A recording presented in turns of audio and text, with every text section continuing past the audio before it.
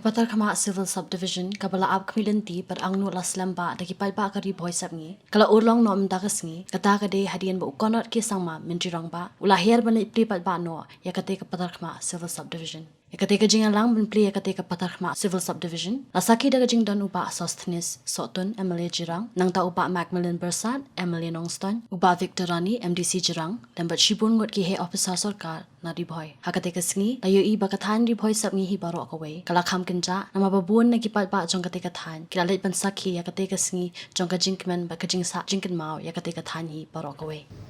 This government has decided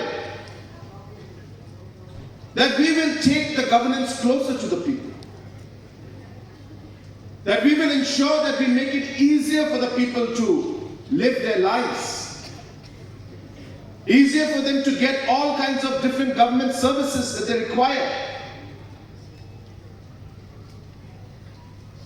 Whether it is by creating new blocks, whether it is by creating new civil subdivisions, whether it is by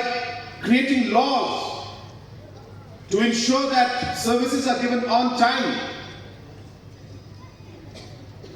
all these reforms that we have done in the administration will bring administration closer to the people and will make life much easier for them.